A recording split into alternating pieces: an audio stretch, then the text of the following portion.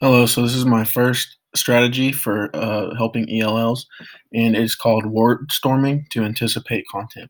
And this is for social studies in eighth grade, and the TEKs cover students understanding traditional historical points of reference in U.S. history through 1877, and just being able to identify major eras and events in U.S. history up until 1887.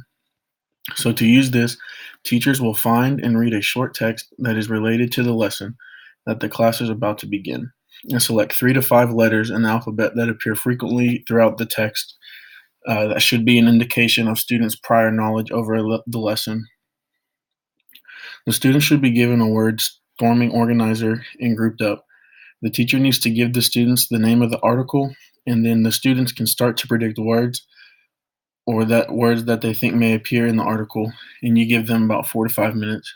And so after time is up, students can say their answers out loud for the teacher to write down on a big word storm organizer for the whole class to see. And you can probably pin it up on a wall or a board somewhere where everyone's able to see it, just so you can save their responses.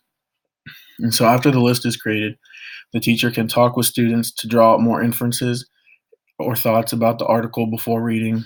And then after reading the article, the teacher can revisit students' thoughts, questions, and predictions that they may have had before.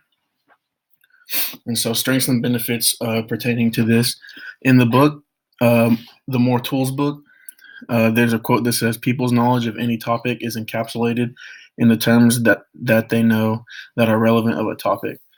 So if students are making predictions of words in an upcoming reading, they are going into their prior knowledge to pick out what words may be related to a topic. This activity helps the teacher know what prior knowledge students may or may not have on a subject and lesson, so they can know what to emphasize to their class more during their lesson time. Also, according to Allen in the book, wordstorming allows the reader to assess and build content knowledge prior to beginning a topic or unit of study. I think this will be very useful for English language learner students because the strategy begins by taking the basic words that would be used frequently in a lesson and using those words as the building blocks for understanding and what they may be reading and writing about. And so my created strategy was I made a word storming anticipation guide. And up here, students write their name, and then here's the lesson topic. So this is over the Revolutionary War. And then I even put the link to the article we'd be using. And so up here is the alphabet, and students would circle their letters assigned. And so for this one, I just chose A, B, G, and S. And so words that they could think of that are frequent in this lesson in this article is Army, America, Ally.